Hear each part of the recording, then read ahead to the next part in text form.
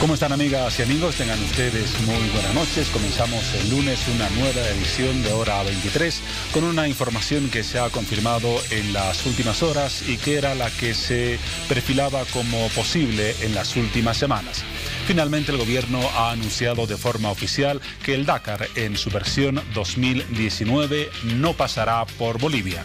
De acuerdo al portal electrónico del periódico Los Tiempos de Cochabamba, el Ministerio de Culturas y Turismo informó hoy mediante un comunicado lo dicho, que el Dakar 2019 no pasará por Bolivia. Bolivia está decidida a participar en futuras versiones del rally, donde la propuesta incluye a diferentes regiones del país para su promoción a nivel mundial, dijo la titular de esa cartera de Estado, Vilma Alanoca. Las últimas 5 versiones del Dakar han sido altamente favorables, tanto en el movimiento económico como en la promoción turística de Bolivia a nivel mundial, pero necesitamos también promocionar a otras regiones del Estado plurinacional, expresó la ministra, de acuerdo al comunicado de prensa. Alanoca se refirió al tema y mediante un tuit expresó: Bolivia y Lazo, la organizadora del rally, acuerdan ampliar la promoción de las diferentes regiones del país en futuras versiones del Dakar. Esa es la información deportiva de esta jornada. Lo reiteramos una vez más, de forma oficial se ha confirmado que el Dakar 2019 no pasará por territorio boliviano. Aún no se conoce la ruta definitiva de esta competencia, pero de forma ya concluyente, la ruta no circulará por territorio nacional. Si esa ha sido la noticia deportiva del día, vamos a revisar las imágenes en el suceso internacional de la jornada.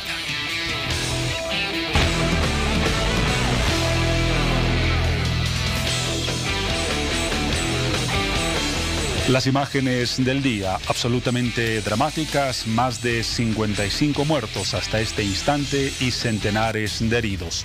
Los hechos se registraron en la zona fronteriza de la Franja de Gaza con Israel. Centenares de palestinos intentaron cruzar la Franja de Gaza con destino a Israel en un acto de protesta por el traslado de la Embajada de Estados Unidos de Tel Aviv a Jerusalén, un hecho que se registró en esta jornada. La represión de las fuerzas policiales y militares israelíes determinó ese saldo dramático de víctimas. Hasta el momento, lo decíamos, 55 muertos y centenares de heridos, muchos de ellos de gravedad. El Consejo de Seguridad de la ONU se reunió para tratar el tema, pero no emitió un pronunciamiento debido a que Estados Unidos, fiel aliado de Israel, bloqueó la iniciativa para que se inicie una investigación respecto a las características de este suceso, que no puede ser calificado sino con una palabra: masacre. Hablaremos del tema en un sector de Hora 23 a propósito de estas imágenes que han conmovido al mundo a raíz de esa matanza perpetrada por Israel.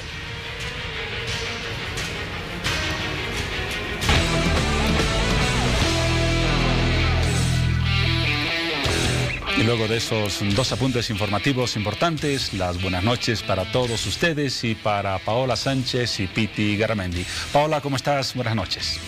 ¿Cómo estás, Juan Pablo? Buenas noches. ¿Cómo están todos? Iniciando la semana con temas muy importantes por abordar en esta noche. También hablamos de los hospedajes y alojamientos clandestinos, ya que en algunos de estos lugares que funcionan de manera ilegal se registraron violaciones, homicidios, feminicidios, incluso casos de trata y tráfico. Debido a todo lo mencionado, es que la preocupación incrementa en los vecinos, en la población y por supuesto en nosotros como medio de comunicación. Es por ello que esta noche decidimos hablar acerca de los hospedajes clandestinos que pueden estar relacionados con actividades ilegales, incluso con delitos. El año pasado se registraron 44 hechos ilícitos que tuvieron como escenario un hospedaje clandestino. El 50% de esos delitos fueron violaciones. Son cifras alarmantes y más aún si tomamos en cuenta que están relacionadas solamente con el Departamento de La Paz. Si hablamos de cifras nacionales, por supuesto que estas incrementan. Así que alístese para conocer más acerca del tema alojamientos clandestinos, el tema principal de esta noche. Bienvenidos todos. También damos la bienvenida a redes sociales a Piti Garamendi. Hola, Piti. ¿Cómo estás, Paola? Muy buenas noches. Y nosotros ya estamos con la publicación lista para su participación y es la siguiente. Alojamientos entre lo legal y lo clandestino.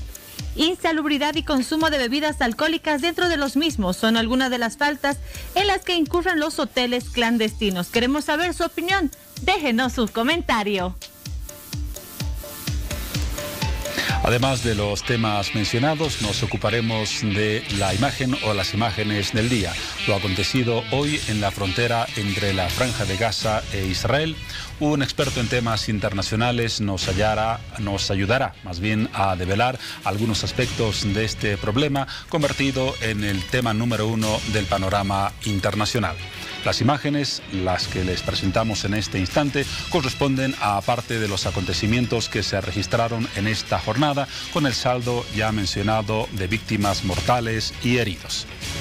Pero además, en el panorama nacional nos ocuparemos de un conflicto que parece estar dirigido a concluir en un nuevo paro de actividades. Esta vez en el sector médico se anuncia que debido a la falta de insumos y de recursos en general en los hospitales públicos, el próximo jueves el sector de salud ingresaría en paro indefinido.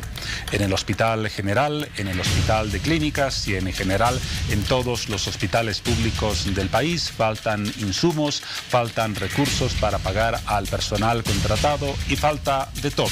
Lo ha dicho el Colegio Médico Nacional y el Colegio Departamental de La Paz, poniendo en alerta y comunicando esa decisión. Si hasta el jueves no se resuelve este panorama, se ingresaría en paro indefinido. Otro de los temas que abordaremos hoy en Hora 23. Respecto al tema principal de esta noche, hospedajes clandestinos, el Gobierno Autónomo del Alto y el Viceministerio de Seguridad Ciudadana realizaron un operativo de control de alojamientos. Encontraron varias irregularidades.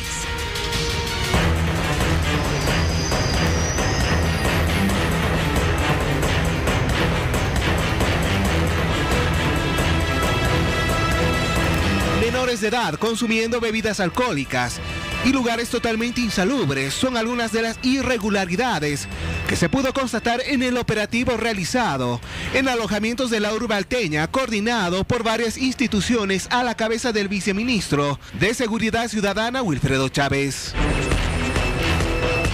Y es que desde muy temprano autoridades locales y nacionales se concentraron para organizar los controles. Tenemos un primer personal que se encuentra dislocado en varios alojamientos en el municipio del Alto, donde ya se ha logrado la intervención. Objeto de controlar que no existan delitos. En todo caso se ha constituido el Viceministerio de Seguridad Ciudadana, la Dirección de Trata y Tráfico de Personas, junto a Migración. Luego de algunos minutos, se instruyó comenzar con la inspección en los principales puntos de esta ciudad, con prioridad en La Ceja. En uno de los primeros alojamientos se pudo observar que el lugar no contaba con autorización. Asimismo, vea en imágenes, botellas esparcidas de bebidas alcohólicas en toda la cama. Dentro del cuarto se encontraban 2 menores de edad. Compañeros, menores son menores lo que marca.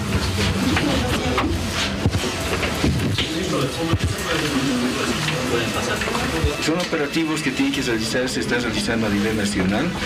Son planes que tienen que cumplirse en cuanto a precautelar la integridad de las personas turísticas y al contrario son focos más bien de contaminación para las personas donde beben bebidas alcohólicas, están menores de edad, es insalubre, entre todos inseguro en todos los sentidos. Se prosiguió con la inspección en los otros pisos y cuartos. Aquí se podía observar la falta de higiene.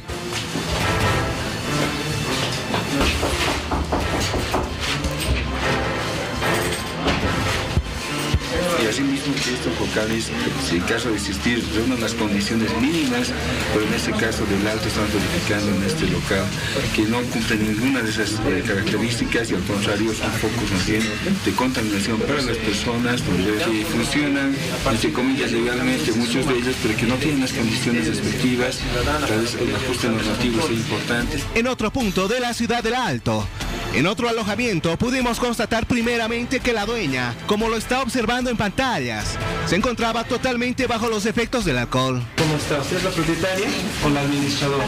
La propietaria. ¿Se encontraban aquí?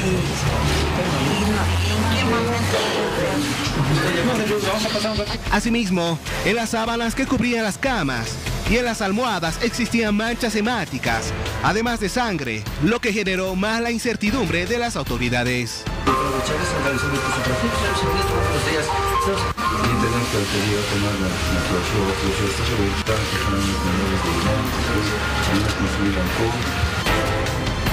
Observar de que existe una serie de faltas y irregularidades que se dan en ellos. La inseguridad se está hospedando en los alojamientos. Es que beben changos, beben las parejas, pelean y hay muchos hechos. Encuentran manchas hemáticas, se encuentra consumo de bebidas alcohólicas, las condiciones de salubridad son pésimas.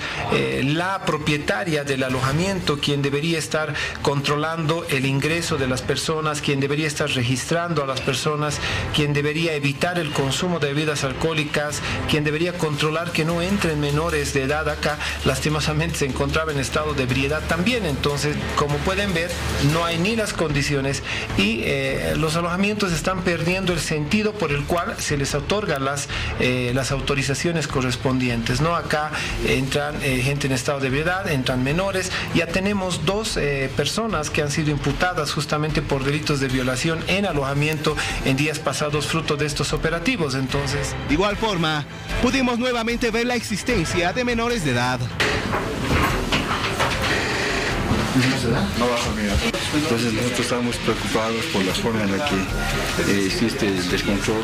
Obviamente los controles son posibles en todos los lugares, pero esto realmente es alarmante, ¿no? En la otra habitación están 2 menores de edad consumiendo bebidas alcohólicas, en algún caso algún estupefaciente. Y en los últimos alojamientos inspeccionados en la urbe, autoridades pudieron dar con personas que consumían a lo que era a simple vista marihuana.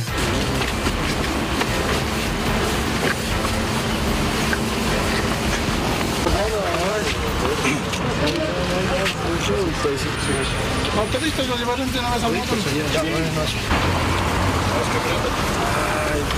Esta ciudadana estaba realizando su patrullaje municipal preventivo, ha podido encontrar un grupo de jóvenes que al momento que han pasado estaban pasándose una pipa, al parecer con marihuana. Estos ciudadanos van a ser remitidos como corresponde a la Fuerza Especial de Lucha contra el Narcotráfico. Luego del operativo, tanto menores de edad como personas arrestadas fueron remitidas hasta las instancias correspondientes para su posterior investigación.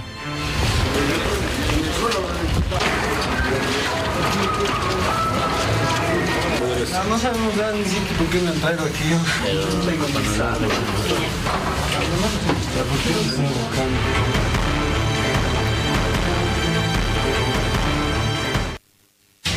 Bueno, como ustedes pudieron ver, la relación que tienen los hospedajes o alojamientos clandestinos con aquellas actividades ilegales, delitos. Cuando se realizan los operativos se encuentran muchas irregularidades que sorprenden a las distintas instancias y también a las autoridades y, por cierto, preocupan mucho a los vecinos, quienes aseguran que esta situación ya es habitual, cada vez más recurrente. Es por ello que esta noche hablamos acerca de los alojamientos clandestinos y lo hacemos con la licenciada Miriam Catari. Ella es directora de turismo de la Gobernación de La Paz. ¿Cómo está, licenciada? Bienvenida. Muy buenas noches, Paulita. Gracias por la invitación. Bueno, hablamos esta noche acerca de los alojamientos clandestinos. Exactamente a qué nos referimos cuando mencionamos esta palabra. Son aquellos alojamientos que no cuentan con un funcionamiento legal. ¿A qué se debe? ¿Qué características debe reunir un alojamiento para ser legal? Bueno, evidentemente son temas y aspectos en el cual conllevamos como Dirección de Turismo de que nosotros, en el aspecto cuando nosotros llamamos clandestinos, ilegales, es el tema donde no cuentan con la licencia de funcionamiento turístico. Y nosotros como dirección, nosotros somos las que otorgamos la licencia de funcionamiento. Bueno, si no encontramos en el tema de que no tenga la licencia de funcionamiento un hospedaje de alojamiento que sea clase A, clase B, también nosotros damos la categoría en algún momento de poder darles, si es un hotel de 1 a 5 estrellas, también vemos y damos la categoría en algún momento, ¿no? Pero si no la mayoría de los hospedajes no cuentan con la licencia de funcionamiento y para nosotros, como gobernación, realmente para nosotros son ilegales y clandestinos el tema de lo que son hospedajes. Usted mencionaba que la mayoría de los hospedajes no cuentan con licencia de funcionamiento. ¿Alrededor de cuántos hospedajes se tiene en la ciudad de La Paz, en la ciudad del Alto, y qué porcentaje de estos se estima o se sabe que son ilegales? Bueno, en el tema de lo que es la legalidad, siempre es menor. Estaríamos llegando a un 45% de legales y un 55% de ilegales.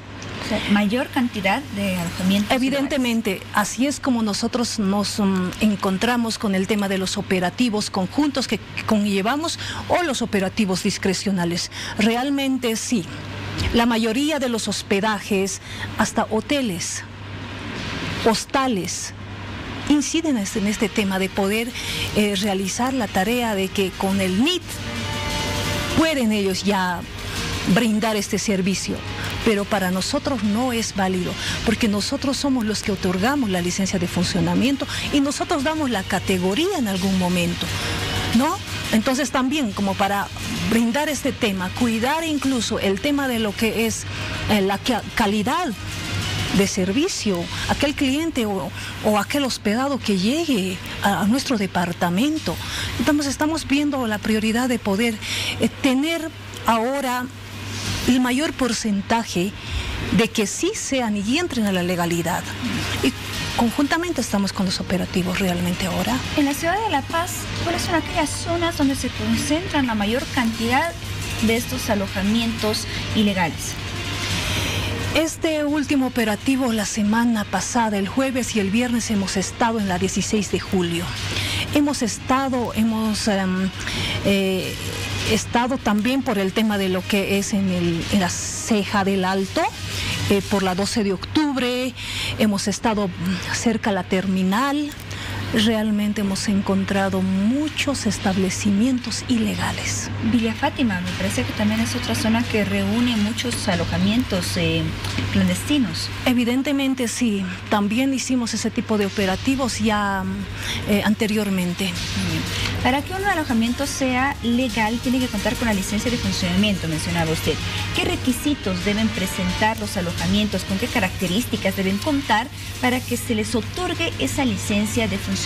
¿Y qué vigencia tiene esto? A ver, mínimamente el tema de lo que son los hospedajes, lo que debería contar mínimamente es con un NIT. Tiene que contar con la funda empresa, tiene que contar con el tema de lo que es la salubridad de sedes y en primordial, ¿no? Posteriormente son temas ya pequeñas, pero eso es lo que más nos interesa a nosotros que tengan y cuenten con este documento. Posteriormente a eso nosotros brindamos y damos la licencia de funcionamiento turístico, porque sí sabemos que ya estamos evaluando de alguna otra manera de poder conllevar con todas las tareas. Bueno, en el tema de los costos, si fuera un hotel de 5 estrellas, una sola vez va a tener que pagar 3.000 bolivianos para la apertura. Posteriormente va a ser, cada año tiene que sacar su licencia de renovación, que eso cuesta 100 bolivianos. Eso para los hoteles 5 estrellas. De 5 estrellas, de 1 a 5 estrellas. Por ejemplo. En el tema de los alojamientos, estamos llegando en el tema de un alojamiento de clase A o clase B, estamos llegando con un precio de 400 bolivianos y posteriormente que tienen que ir renovando con 50 bolivianos. Igual, de forma anual. La renovación, anual. 50 bolivianos. Cuando sacan el certificado o la licencia de funcionamiento por primera vez, 400 bolivianos. Tampoco es un costo alto para los dueños o administradores de un alojamiento. ¿Alrededor de cuánto tiempo puede durar ese trámite? Bueno, el trámite, lo que más se van siempre un poquito, en 2 meses estaría saliendo, ¿no? Pero ellos ya, el trámite, esto te estoy hablando de un trámite ya completo desde que va a funda empresa, el trámite con el tema de lo que sedes, posteriormente llegan con nosotros con nosotros es mucho más rápido, porque casi ya tienen con toda la documentación. Nosotros somos lo último que empezamos a dar, el tema de lo que son la licencia de funcionamiento, pero eso no dura más de 5 a 7 días. Muy bien, tomando en cuenta un tiempo no prolongado, un costo no alto para administradores, dueños de alojamientos, los requisitos que se pueden cumplir, ¿qué argumentan estos administradores cuando los operativos son sorprendidos sin la documentación, sin esa autorización para el funcionamiento legal? ¿Qué es lo que argumentan? ¿Por qué no se encuentran funcionando en la legalidad? Bueno, yo creo que es mucho el tema de falta de conocimiento un poquito de nuestras normativas, ¿no? Desde la Constitución Política del Estado, la Ley 292, que nos regimos nosotros al tema de lo que es a nivel nacional, donde tenemos que nosotros entrar a este tema de lo que es la legalidad. Tal vez la Ley 292 que implica todo este tema de poder nosotros como gobernación, incluso de poder controlar, fiscalizar, ¿no? Ahí es donde entramos, pero yo sé que es falta de conocimiento un poquito. O el otro tema, siempre van buscando que hay en otras instituciones que tardan mucho más, o tardan 2 meses, o tardan semanas. Pero también nosotros nos hemos podido reunir con diferentes instituciones como para poder ver y velar, ¿no? Este tema de lo que sean y entren al tema de lo que es la legalidad. En algún momento habíamos visto de ver que sea el tiempo menor incluso. Hemos hecho ese tipo también de ayudas, de convenios en algún momento para que podamos sacar nosotros todos en conjunto. Incluso con el inicio de un trámite que tardara 2 meses, es que siempre nos lleva un poquito, es el tema de lo que sedes, ¿no? Seguramente hay un poquito más riguroso de controles y demás, pero nosotros con el tema de que ya está en trámite, nosotros damos paso al tema de lo que es de poder brindar la licencia de funcionamiento turístico. Muy bien, tomando en cuenta que existen varios alojamientos, la mayoría en realidad que son clandestinos, cuando ustedes realizan los operativos, porque ustedes también están presentes junto a otras instituciones o instancias en los operativos que se llevan a cabo, generalmente ¿con qué irregularidades, con qué panoramas se han encontrado? Bueno, a ver, Paulita, estos 2 últimos jueves y viernes hemos tenido el tema de podernos topar con el tema de niños, 13, 14 años, realmente fumando marihuana, estando en los establecimientos de hospedaje sin control, sin poder pedir su carnet de identidad. No tenían, ¿no? El tema de recepcionista cuando íbamos y se revisaba el tema del cuaderno de anotaciones. Realmente entraban por entrar o cobraban por cobrar en algún momento. No sabían si eran menores de edad o qué estaban haciendo dentro de lo que es el hospedaje. Realmente en qué momento, ni siquiera sabían en qué momento llevaron las botellas en su mochila y de qué manera, pero realmente hemos tenido que remitir vez a la Defensoría de la Niñez, de poder ver realmente. Son aspectos muy lamentables en el cual tropezamos día a día o vemos gente extranjera alojados por meses. Y eso también nos hace pensar un poquito. Con ninguna documentación, no se sabe ilegales. Cómo ingresaron al país ni nada. Realmente. Licenciada, cuando se encuentran con estas irregularidades, ya para finalizar, ¿cuáles son las sanciones que se implementan, las sanciones que se aplican? Bueno, las sanciones podemos hablar desde un salario mínimo hasta un salario o hasta 7 salarios. De un salario mínimo a 7 salarios. Es de la sanción económica. ¿De qué depende? ¿Primera infracción, segunda, tercera? Exactamente, puede ser una sanción leve, en el cual puede ser por algún tema que le falta, no sé, puede ser que no cuente con un tema de que sea el tema de salubridad. Podría ser el tema que vayamos incurriendo, que no cuenten con su licencia de funcionamiento, ya vamos mucho más allá, ¿no? Entonces, gravísima, llegamos a no tener la licencia de funcionamiento. Esa sería la tercera, donde sí nosotros entramos en el primer paso de poder ver, de poder realizar con todo lo que son los operativos. Revisamos, ¿no? Minuciosamente. Si cuentan, en algún momento no cuentan, tendremos que ir y ver con primer apercibimiento, segundo apercibimiento y la tercera. Bueno, en la tercera no llegan después de 5 días, nosotros ¿qué tenemos que hacer? Cerrar, tal vez una clausura. Y al igual que sucede con los bares clandestinos, los alojamientos clandestinos también reinciden incluso en estos temas de clausura, siguen funcionando ya teniendo una clausura. ¿Se han visto esos casos? Evidentemente hay personas así, que no les interesa si en algún momento tiene que quitarlo el tema de lo que es la clausura, el precinto, pero nosotros pasamos a tema normativa realmente porque sabemos que hay personas y nos hemos tropezado. No les interesa, pero sí deberíamos en algún momento ver o brindarles ese servicio. Y por eso también nosotros en algún momento cuidamos este tema, ¿no? De que haya seguridad para todos aquellos visitantes que vengan a nuestro departamento. Realmente estamos con esa tarea, siempre llevando conjuntamente a los operativos discrecionales conjuntos y lo vamos a seguir haciendo. Y lo vamos a seguir haciendo con mayor fuerza ahora porque realmente se ve mucha ilegalidad. Es importante seguridad para los turistas nacionales y extranjeros que llegan hasta cualquiera de las ciudades o principales capitales de nuestro país y por supuesto seguridad también para la población, ya que se ha visto que estos alojamientos clandestinos pueden estar relacionados con varios delitos. Agradecemos la presencia y la información que nos brindó esta noche la licenciada Miriam Katari, directora de Turismo de la Gobernación de La Paz. Licenciada, hasta otra oportunidad. Igualmente, Paulita, muchas gracias.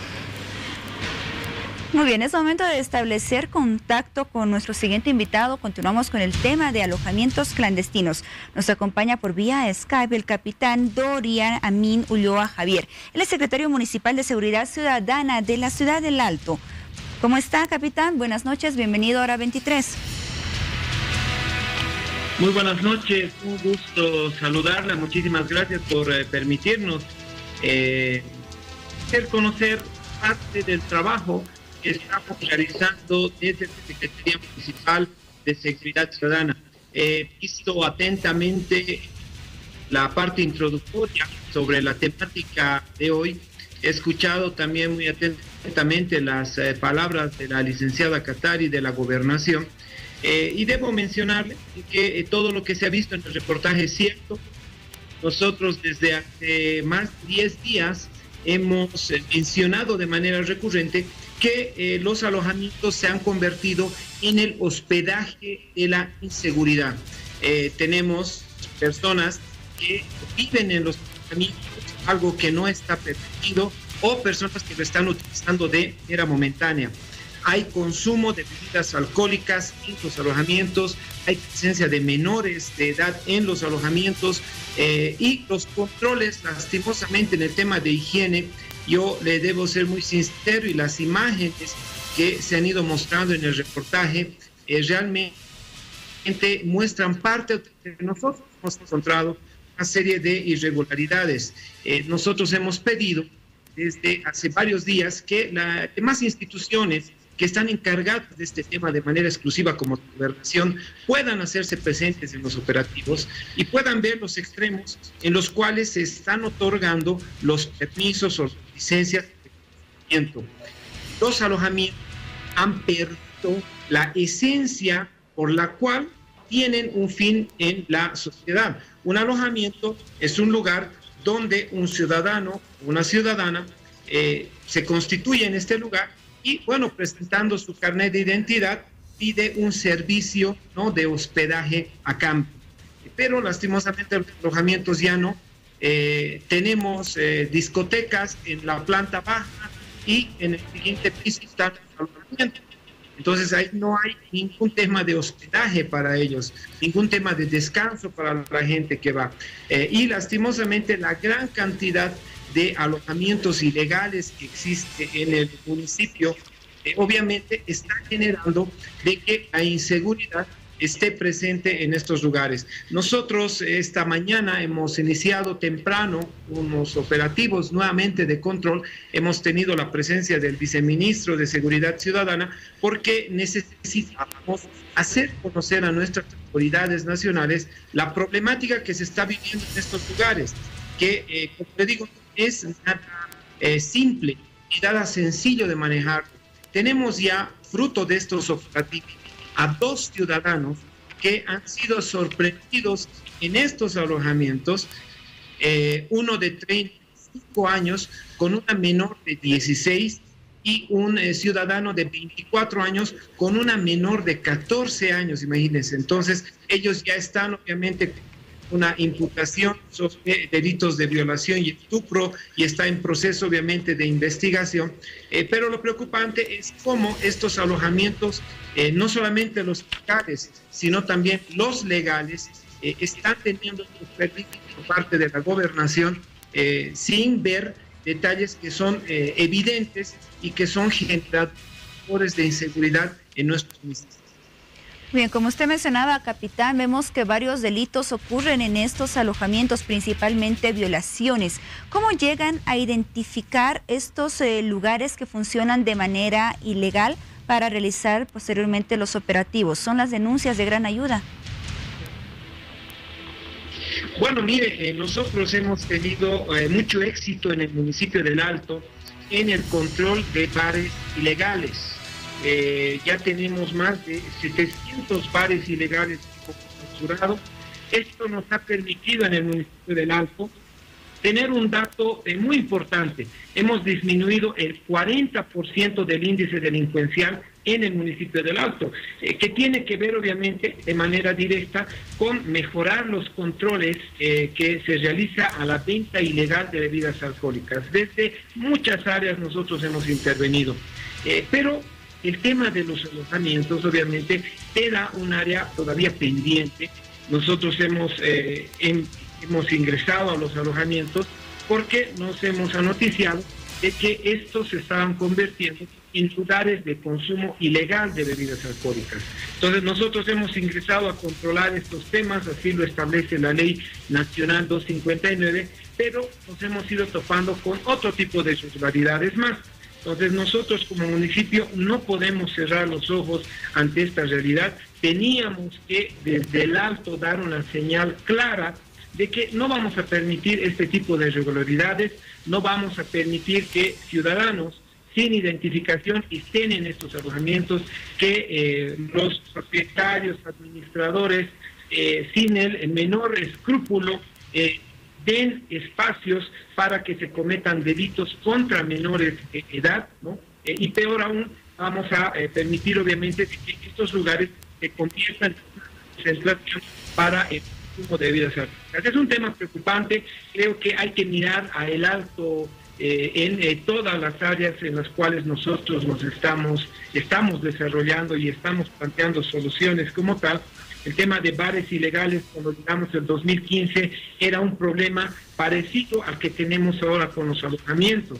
Y fruto del trabajo permanente hemos tenido buenos resultados. Y ahora con los alojamientos, tengo usted por seguro, y la ciudadanía también, de que nosotros en el municipio del Alto vamos a sostener estos operativos. Y hay un detalle más que quiero aprovechar, que debe estar escuchando también aún la funcionaria de la gobernación. Hemos enviado nosotros un proyecto de ley departamental, que justamente es de la gobernación, quien depende del tema de la hostería a nivel departamental, para que se obligue a todos los alojamientos, hostales, residenciales, a la implementación de sistemas de videovigilancia. Necesitamos que la policía, migraciones, la alcaldía, la gobernación, tenga obviamente una herramienta más para poder realizar los controles. No puede ser que estén ingresando menores sin ningún tipo de control. Estas cámaras van a permitir mejorar la seguridad tanto de los huéspedes como de los alojamientos, porque nuevamente reitero, si no controlamos, si no agarramos ahora como autoridades el tema de los alojamientos, se puede convertir en un problema muy serio, no solo para el municipio del Alto, sino para el país entero, porque son reiterados operativos que ha hecho la policía en varios alojamientos y obviamente ha encontrado de que bandas delincuenciales están siendo hospedadas en este lugar. Entonces, yo creo que hay que mirar a el Alto está haciendo cosas muy interesantes y nosotros aplaudimos de que el viceministro de Seguridad Ciudadana pueda hacerse presente a estos operativos, porque esto obviamente fortalece aún más los resultados que van en beneficio de nuestra ciudadanía. Importante que se implementen cámaras de seguridad como medidas de prevención de delitos y de control. Capitán, ustedes que están muy cercanos a toda la población en estos operativos, ¿qué manifiestan los vecinos en el caso de la ciudad del Alto respecto a la existencia de estos alojamientos clandestinos y la relación que tienen con hechos violentos y con la inseguridad ciudadana? ¿Tienen algunas sugerencias? ¿Cuáles son sus principales miedos o preocupaciones? Bueno, mire, nosotros estamos permanentemente en contacto con los vecinos. Las vecinas y vecinos del Alto nos hacían conocer permanentemente, ¿no?, el tema de que la venta ilegal de bebidas alcohólicas es generadora de inseguridad, no solamente en los alojamientos. Lo mismo ocurre en el tema de canchas, ¿no?, que nos está costando bastante recuperar espacios públicos en el municipio del Alto. Lo mismo ocurre con los parques.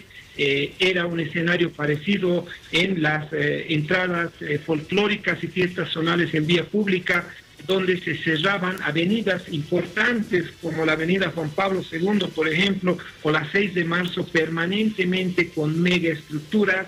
Durante días se cerraba sin ningún tipo de permiso, sin ningún tipo de autorización.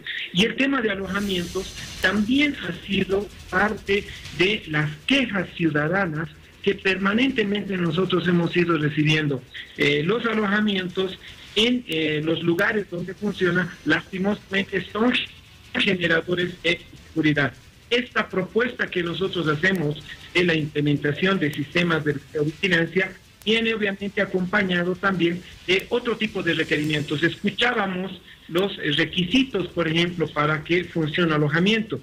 Realmente nos parecen muy mínimos, muy pequeños, insuficientes, porque lastimosamente, por ejemplo, el tema de los partes que ellos realizan, el registro de todas las personas que se hospedan en los alojamientos, no está surtiendo el efecto correspondiente. ¿Por qué? Porque realmente no sabemos cuánta gente realmente se hospeda y cuánta gente que se ha hospedado no está siendo registrada. Entonces, creemos de que las sanciones, especialmente para los malos propietarios de estos alojamientos que están generando inseguridad, tienen que ser mucho más drásticas y tienen que venir también acompañado, nosotros estamos totalmente seguros, con prevención. Mire, el encontrar más de 9 menores en lo que va de los operativos que se realiza desde la Secretaría Municipal de Seguridad Ciudadana, el encontrar, como el día de hoy lo hemos hecho, el administrador del alojamiento con 4 jóvenes que deberían estar estudiando en un instituto, lastimosamente nos muestra de que también hace falta de que los padres de familia seamos mucho más exigentes en los controles que tenemos que realizar sobre nuestros hijos. No puede ser que nuestros hijos de 14, 15, 16, 17, cuando deben estar en los colegios, cuando deben estar haciendo sus actividades extracurriculares, cuando deben estar en los institutos o en la universidad, se encuentren consumiendo bebidas alcohólicas en espacios que ya se han convertido de riesgo, como son los alojamientos.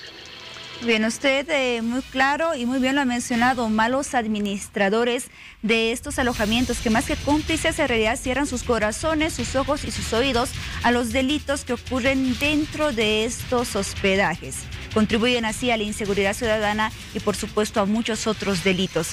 Capitán, gracias por toda la información que nos brindó esta noche y esperemos que implementando todas las estrategias se pueda eliminar esta situación de los alojamientos clandestinos que generan peligro para todos nosotros. Hasta otra oportunidad, muchas gracias. Agradecemos la presencia esta noche del capitán Dorian Amin Ulloa Javier, secretario municipal de Seguridad Ciudadana del Alto. Bueno, nos vamos a una pausa y volvemos con más de Hora 23. Espérenos.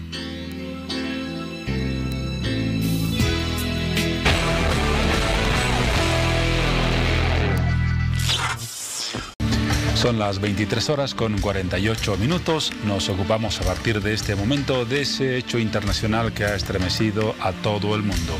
La masacre que se ha registrado en la frontera entre la región de Gaza y el Estado de Israel. Algunas informaciones y un hecho para una amplia repercusión mundial. Resumimos este panorama en la siguiente nota.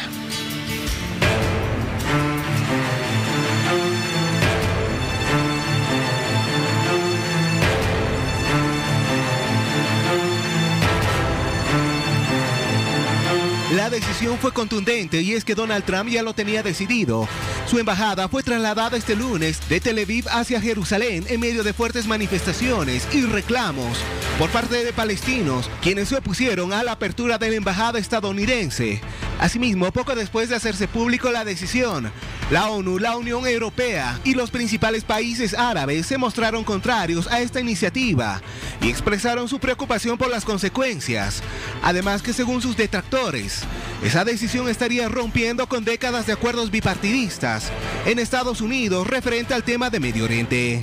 Sin embargo, de acuerdo a las propias declaraciones del grupo terrorista islamista Hamas, y tras escuchar la decisión, este movimiento denominado extremista intenta hasta el momento realizar una serie de ataques terroristas, incluida la infiltración masiva en Israel, desde varios puntos que pretenden dañar a los ciudadanos israelitas y a las fuerzas de seguridad. Asimismo, el Servicio de Seguridad Interior israelí denunció que el movimiento islamista Hamas, financiado por Irán, estarían promoviendo actividades violentas e incluso sembrando terror en las protestas palestinas. Sin embargo, las fuertes protestas en la Franja de Gaza generó a que Israel respondiera provocando enfrentamientos, lo que dejó a más de 40 personas fallecidas por disparos. Esto según datos del Ministerio de Salud palestino, que asegura que existen cerca de 1.960 heridos. Los últimos datos hablan ya de más de 55 muertos y centenares de heridos. Entre los heridos, varios en estado de gravedad que podrían morir en las próximas horas. El hecho, lo decíamos en la nota, a propósito de la decisión de Estados Unidos de trasladar la embajada que tenía en Tel Aviv e inaugurar actividades en Jerusalén. Vamos a hablar de este panorama y lo vamos a hacer con Álvaro del Pozo, analista en temas internacionales, que ya nos ha visitado en varias oportunidades en Hora 23. Álvaro, como en todas las ocasiones, buenas noches y bienvenido. Juan Pablo, un gusto como siempre acompañarte a estas altas horas de la noche, pero siempre un gusto estar contigo. Hablaremos en principio de algunos antecedentes. A veces damos por sentado que la gente conoce todos los datos del contexto del tema y no es así. Para comenzar, el año 1947, hasta entonces existía Palestina como un protectorado de Gran Bretaña. Y se decide por resolución de la Asamblea de Naciones Unidas que Palestina se divida en un Estado judío y en un Estado palestino. El Estado judío se llega a conformar en 1948, pero no el palestino.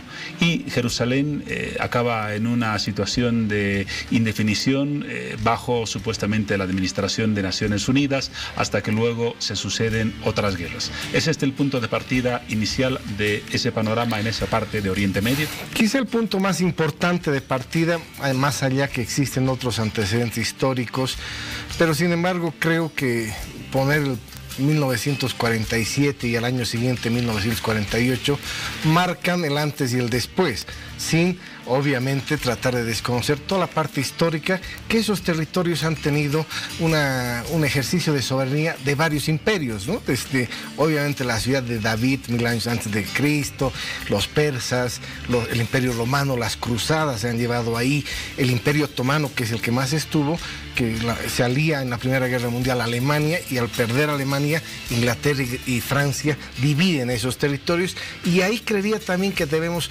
mencionar otro hito importante en la historia, porque es justamente a partir de esas divisiones que hoy también tenemos problemas en Siria.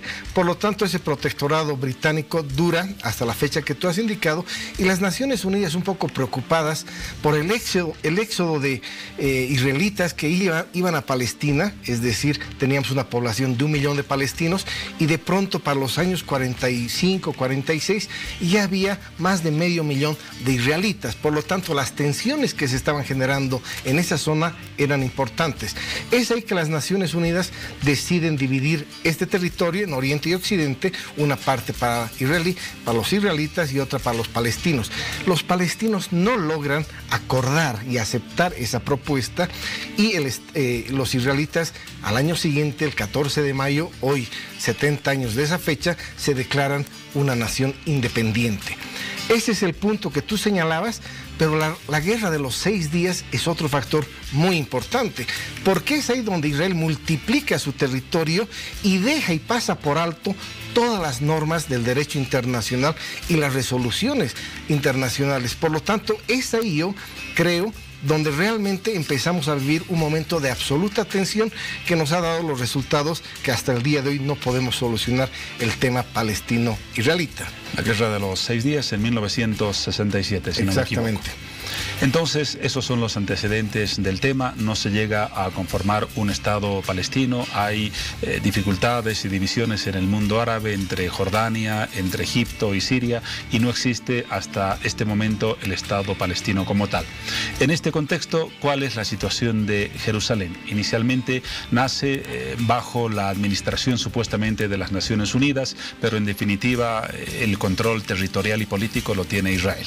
Exactamente, prácticamente ya los palestinos parecen ser simplemente una población que vive bajo dominio israelita. Tú sabes que las negociaciones que también han fracasado es justamente a partir de esos asentamientos que han hecho los colonos israelitas en las zonas que pertenecían a los palestinos. Es otro de los temas en las negociaciones que realmente han fracasado.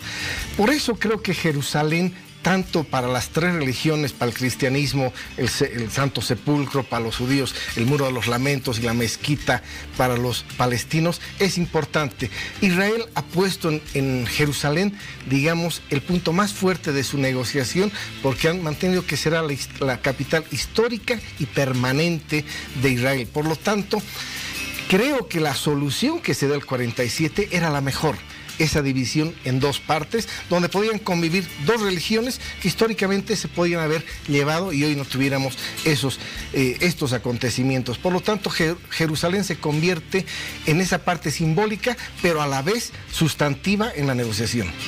Una vez establecidos esos hechos, llegamos al siglo presente, donde las administraciones tanto de Barack Obama como de su antecesor aceptan que se instale la embajada de Estados Unidos en Jerusalén, pero nunca llevan a cabo la decisión práctica del traslado físico por temor a que se generen las reacciones que finalmente hoy se han presentado.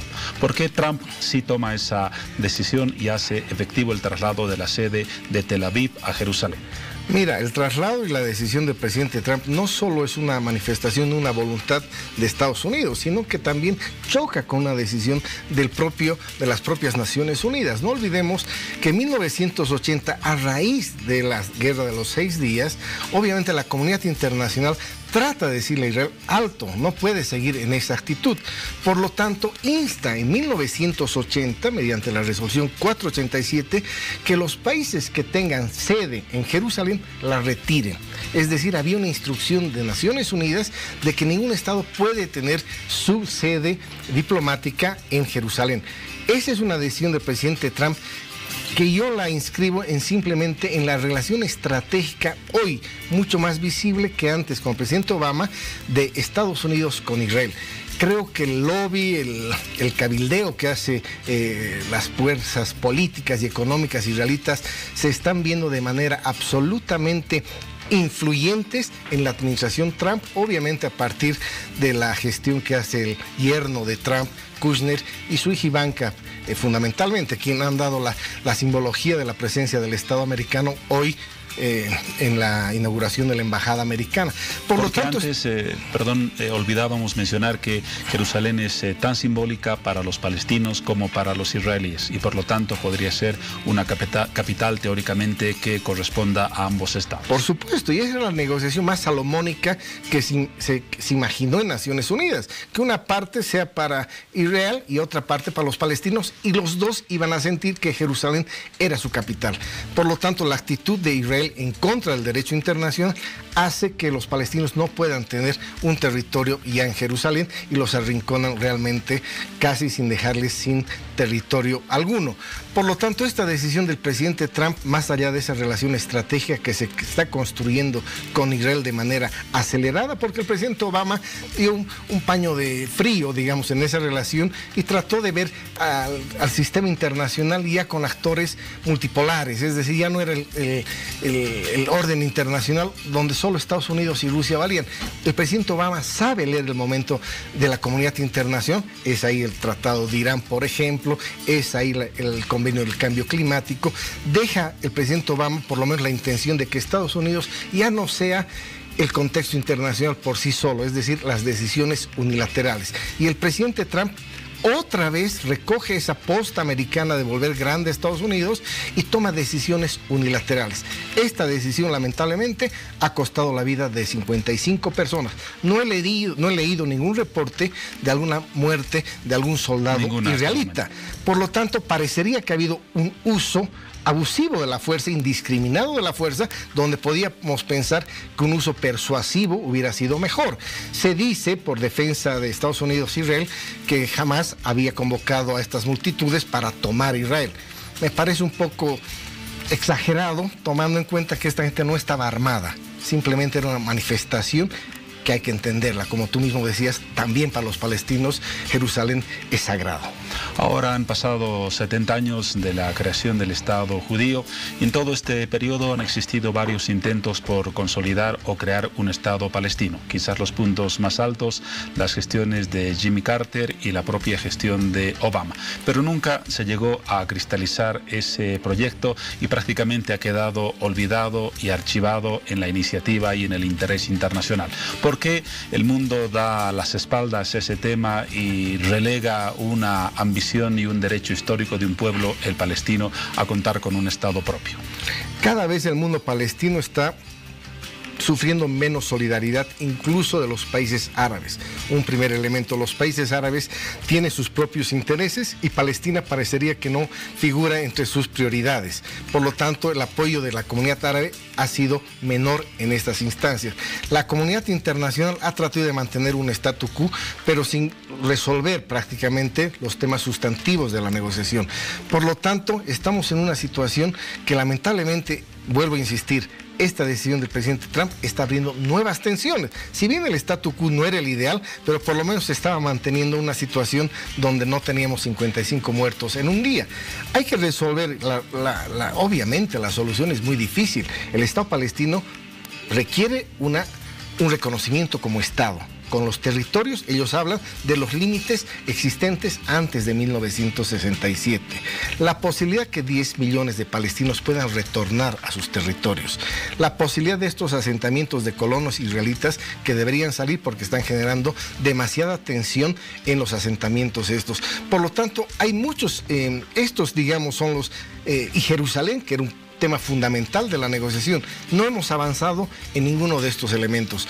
Por lo tanto, la situación, en vez de encontrar un camino hacia la paz, como dice el presidente Trump, que esta decisión nos va a conducir a la paz, creo todo lo contrario. Está generando tensiones y vamos a ver repercusiones a lo largo de los próximos semanas y meses, igual de actos de violencia, porque va a generar tensión y eso va a cobrar muchas vidas. Tenemos todavía un par de preguntas para Álvaro del Pozo, analista internacional sobre el tema que estamos abordando, pero hemos sobrepasado las 0 horas. Es el momento de las noticias destacadas con Paola Sánchez y luego seguimos.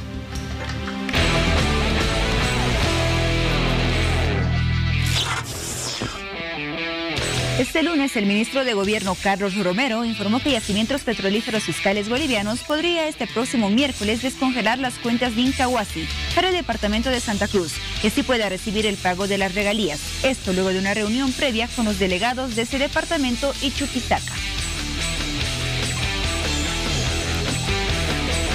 Tras una evaluación del equipo administrativo financiero, la Municipalidad del Alto decidió no cancelar el incremento salarial fijado por el gobierno y exigió a esa instancia garantizar recursos económicos para cumplir con el pago del segundo aguinaldo, anunciado por el presidente Evo Morales días atrás.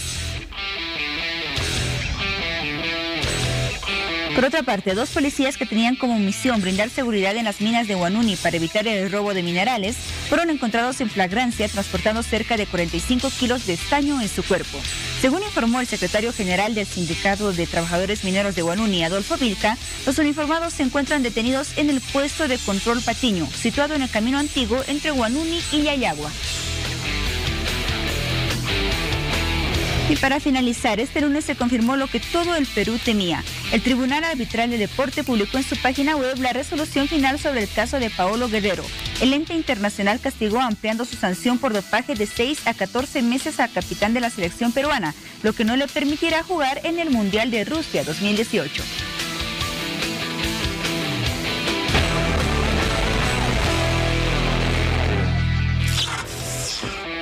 Luego de esos apuntes que destacaban las noticias más importantes del día de ayer, volvemos al tema que se ha registrado también ayer en la frontera entre Gaza y Israel. Curiosamente, Álvaro, el primer ministro israelí Benjamín Netanyahu lanzó una frase a propósito de la apertura de la Embajada de Estados Unidos en Jerusalén, una frase que dice, comillas, es un gran día para la paz. ¿Cómo se puede entender la visión israelí? Es un gran día para la paz con 55 muertos y centenares de heridos. Es un gran día para la paz, pero paradójicamente enterrando 55 vidas de inocentes, finalmente, que estaban protestando por una decisión que para ellos les afectaba políticamente, ideológicamente, históricamente. Por lo tanto, creo que esas palabras son una falta de respeto más a esas muertes, porque no podemos decir eso después de 55 muertes en ningún caso. Por lo tanto, creo que esto a la larga va a significar también que otras alianzas de Israel se vean debilitadas con el mundo occidental. Hablo de Alemania, Francia, Inglaterra, que no han mostrado su aprobación, ni siquiera han asistido a estos eventos, pero creo que esto va a cobrar una factura tanto a Estados Unidos como a Israel. Más allá que está demostrando una alianza que consolida un poderío militar casi invencible en todo el contexto planetario, Israel y Estados Unidos juntos hacen una fuerza militar casi invencible. Por lo tanto, más allá de eso, el mundo internacional que estaba tratando de resolver muchos temas pendientes, hoy retrocedemos muchos años en la historia, por lo tanto habrá que reconstruir nuevos procesos de paz. Hay que abrir siempre un espacio a la negociación para que los palestinos, finalmente un pueblo realmente sufrido, pueda encontrar por lo menos un territorio digno donde pueda desarrollarse como Estado. ¿Habrá todavía alguna posibilidad de alguna gestión internacional para retomar el proceso de paz y viabilizar la creación del Estado palestino? Ayer, por ejemplo, Estados Unidos ni siquiera permitió que el Consejo de Seguridad de la ONU tome la decisión de abrir una investigación sobre los hechos en la frontera entre Gaza e Israel. Si esa mínima decisión no es avalada por Estados Unidos en la ONU, ¿qué se podría esperar en el futuro? Por el momento no veo ningún escenario posible. ¿Así de crítico? Rápida, sí, creo que a mediano y largo plazo seguramente sí. Hoy se va a posicionar este atropello, por así decirlo, al derecho internacional, porque es parte del derecho internacional la decisión de no tener las sedes diplomáticas en Israel. Va a haber un tiempo que se va a posicionar esta decisión, pero a mediano y largo plazo se va a tener que abrir, porque lo que vamos a ver son tensiones que van a llamar la atención a las potencias para que estos reflexionen y convenzan al presidente Trump, a Netanyahu, para que puedan abrir un proceso de negociación. Obviamente con esto Jerusalén otra vez sede, capital, recibe a las sedes diplomáticas y es una ganancia. Por lo tanto, empezar a negociar ya con esta ganancia también es atractivo para los propios israelitas. Por lo tanto, también puede entrar dentro del contexto de estar en un escenario mejor de negociación. Pero no lo vamos a ver de manera inmediata, sino a mediano o largo plazo. Y han pasado 70 años de intenciones de crear un Estado palestino y no ha sido posible, con centenares o miles de víctimas en este conflicto árabe-israelí y directamente palestino-israelí. Habrá que esperar más décadas para cristalizar un Estado palestino, que es un derecho elemental de un pueblo que busca consolidar su soberanía. Yo confío en eso que va a pasar en 10 años o en 20, no lo sabemos, pero confío que el Estado palestino va a ser un Estado como todos los otros estados, con un territorio, con una población, con un gobierno y con una soberanía, que son los elementos constitutivos de un Estado. Por lo tanto, habrá que esperar y habrá que reflexionar a nivel de las grandes potencias que poco a poco debemos resolver el escenario en el Medio Oriente. Ya se ha abierto otro espacio de conflicto con la salida de Estados Unidos del acuerdo con Irán. Por lo tanto, creo que las potencias deben entrar en ese espacio de reflexión y quizá en un mediano plazo abrir otra vez la negociación, que más o menos con la premisa una ciudad para dos estados, es decir, Jerusalén tiene que pertenecer tanto a Palestina como a Israel. Por lo tanto, creo que hay que tener la esperanza de que ese proceso de negociación, tarde o temprano, se va a abrir y esperemos que todos puedan tener por lo menos un beneficio. Pero en este caso, mi solidaridad la expreso al pueblo palestino, que hoy está enterrando unos muertos porque la decisión de un presidente ha causado esto.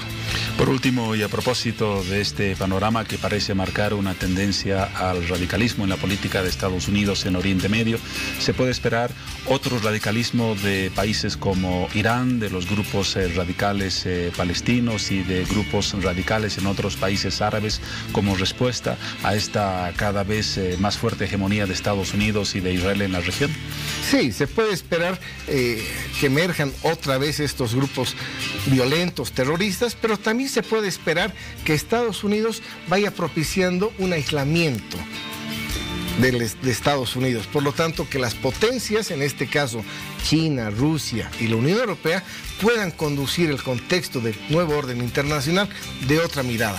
Es decir, dejando aislada a Estados Unidos, más allá de que obviamente tenemos que considerar que Estados Unidos es la primera potencia del mundo y sus decisiones gravitan en el contexto. Pero es también peligroso que Estados Unidos quede aislada de una nueva forma de mirar el mundo como la proponen la Unión Europea, a veces Rusia y a veces China.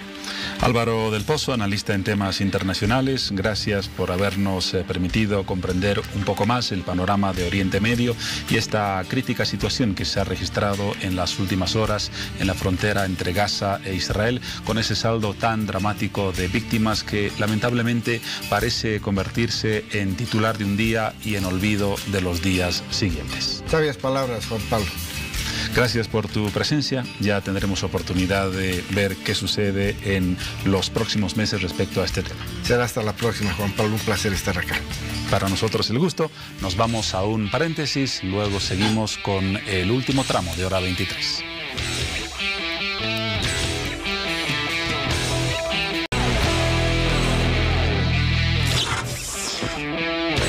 Estamos ya en el último sector de información de Hora 23, pero para ocuparnos de un tema de verdad preocupante. El Colegio Médico de La Paz y también el Colegio Médico de Bolivia han lanzado una voz de alerta, porque la situación en los hospitales públicos es de verdad crítica. Faltan recursos para los insumos y para el funcionamiento de las actividades más importantes que tienen que ver desde luego con lo más importante, que es la vida y la salud de los pacientes. Vamos a ver cuál es el trasfondo de este problema y para ello hemos invitado a dos personalidades vinculadas al mundo médico. Me acompaña a mi izquierda el doctor Félix Loza, representante del Hospital de Clínicas. Buenas noches, bienvenido. Y a mi derecha el doctor Fernando Romero, ejecutivo del Sindicato de Ramas Médicas de La Paz. También bienvenido.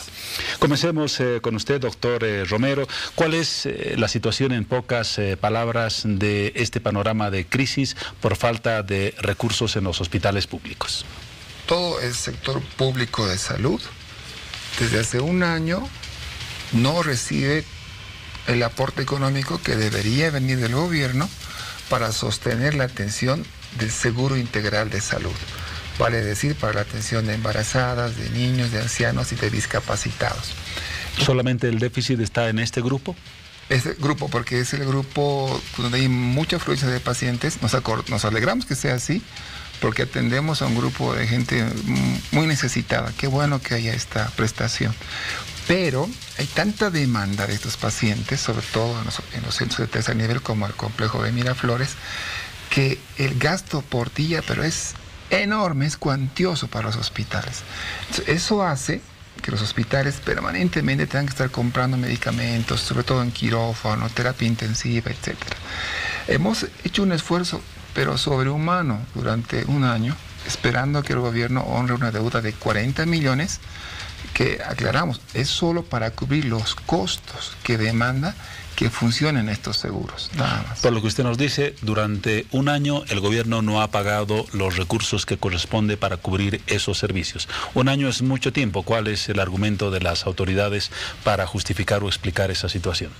Correcto. Esa es una pregunta muy importante.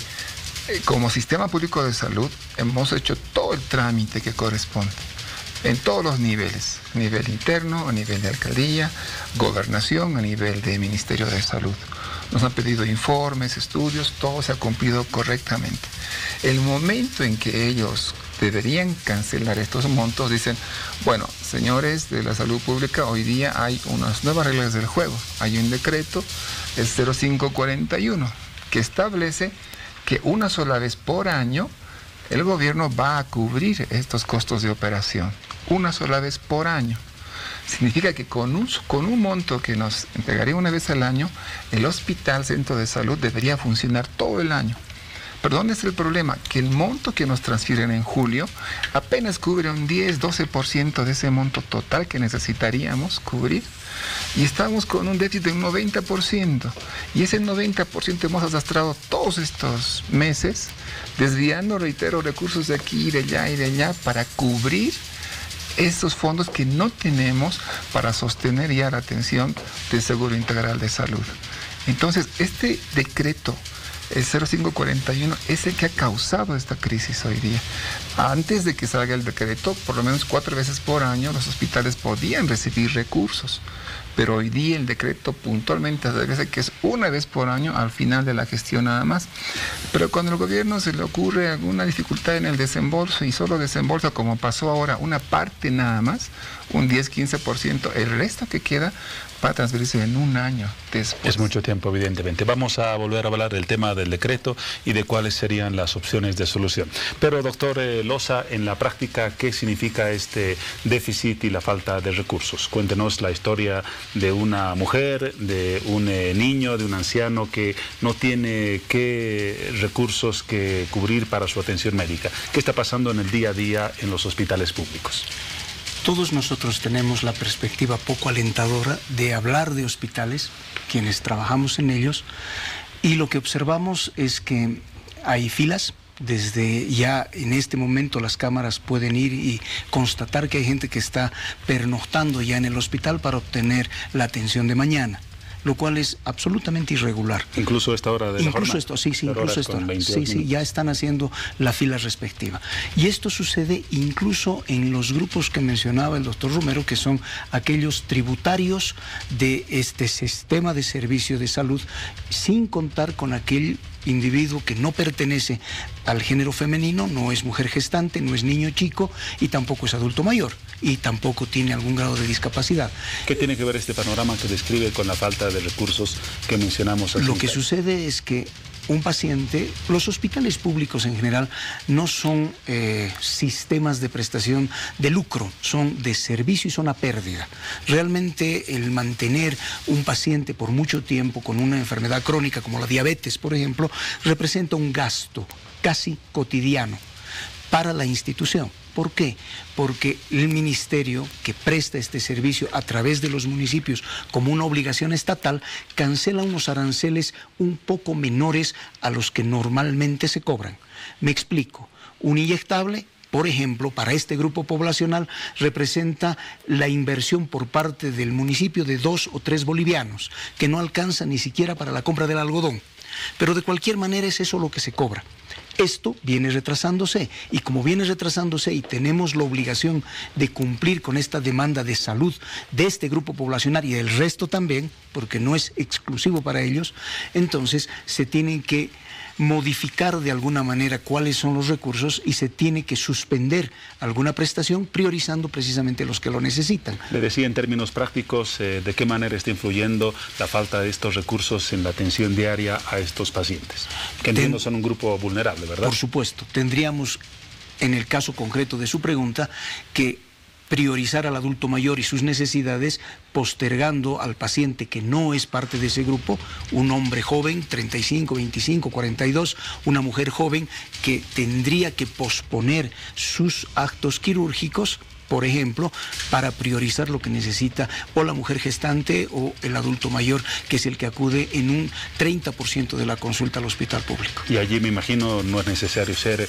un alto gerente, se desordena y desbarata todo. Absolutamente, porque a pesar de que se estarán haciendo estos movimientos, definitivamente hoy, teniendo los recursos al día, tendríamos serias dificultades para cumplir con calidez la prestación de servicios. Imagínese con un adeudo de más o menos 7 meses. Muy bien. Doctor Romero, volviendo al tema del decreto, la solución pasa entonces porque se modifique ese decreto y se permitan desembolsos que no sean solamente una vez al año, sino durante varias oportunidades a lo largo de la gestión, ¿o cuál es la solución más práctica?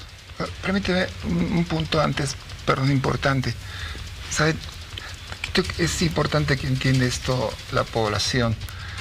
Desde ya tenemos un sistema de salud, pero ya terrible, en terribles condiciones. Inclusive si tuviéramos ese recurso, el número de camas, por ejemplo, que tenemos es el más bajo de toda América Latina. Que ya es un panorama lamentablemente crónico. Es desalentador. Y si vamos al área rural, eso es un desastre total.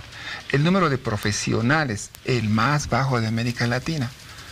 De tener 25 profesionales por cada 10.000, tenemos 4.1 en los mejores lugares y menos de 1 en los lugares del área rural. Evidentemente no son las prioridades. Y eso desencadena que Pero ¿cuál es la solución a este problema de hoy día? Los mayores problemas en indicadores, ¿no?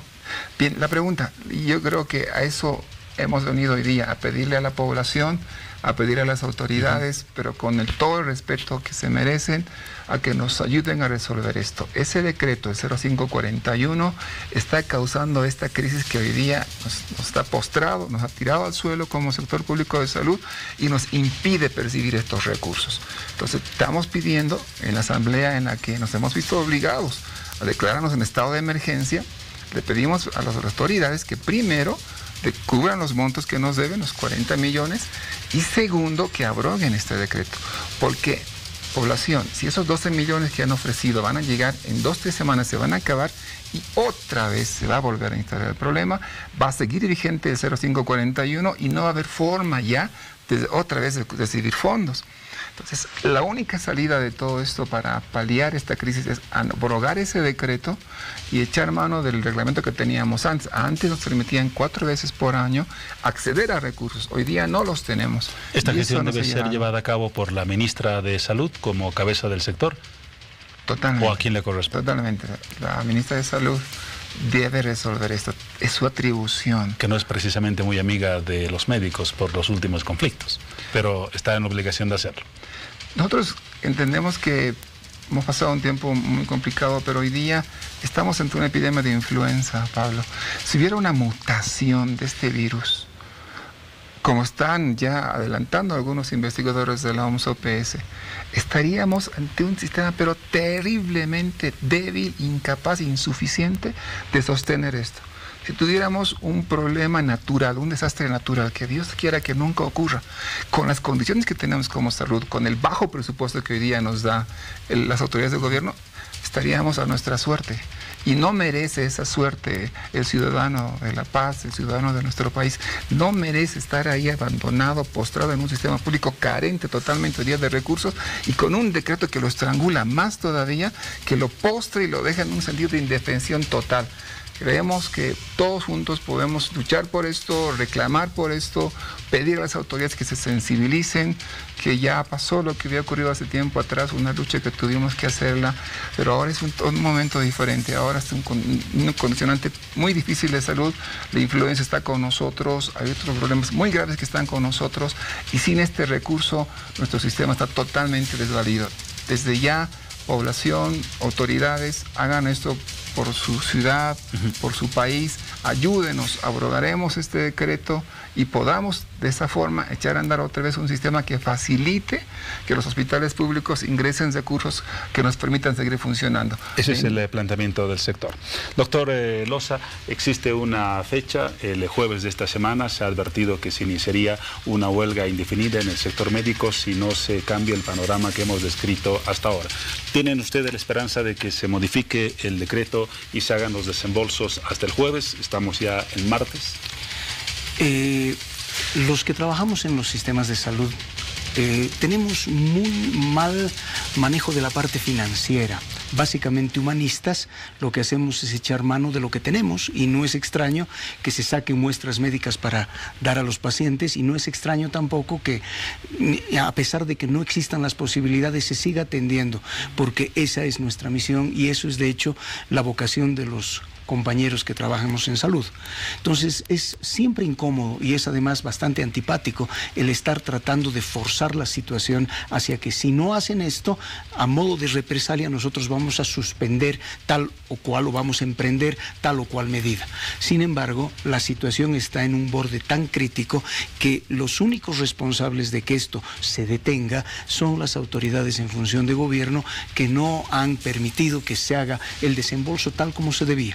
de tal manera que la responsabilidad recae no en la decisión del facultativo, del profesional en salud que decide detener, sino en la imposibilidad real de seguir prestando servicios porque definitivamente ya no tenemos con qué. ¿Hay alguna gestión en curso entre este martes y los siguientes días para que se solucione el tema de los desembolsos y del decreto, o no hay algún punto de contacto con las autoridades?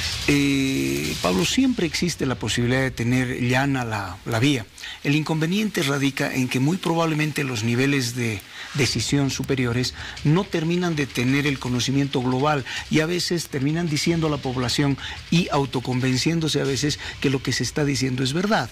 La ministra ha asegurado que los 64 millones ya habían sido desembolsados, por ejemplo, y el municipio ha hecho una declaración al respecto diciendo de que no han sido depositados. Y este es un problema del Ministerio de Finanzas y de Salud en relación al municipio. Nosotros somos solamente la parte operativa que recibe ese dinero para reutilizarlo en inversión dentro de los hospitales. Entonces, quienes están llamados a discutir son las personas encargadas del manejo verdadero de todo esto, que son la parte financiera y ejecutiva del ministerio y la parte financiera del adeudador directo, que es el municipio. Entonces nosotros nos estamos viendo en la penosa necesidad de no poder seguir adelante porque ya no tenemos con qué.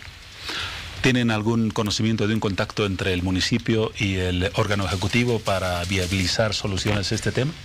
Lo que conocemos es lo que todos los ciudadanos han visto, escuchado estos días, lo que dice la ministra por televisión, por prensa, lo mismo la alcaldía.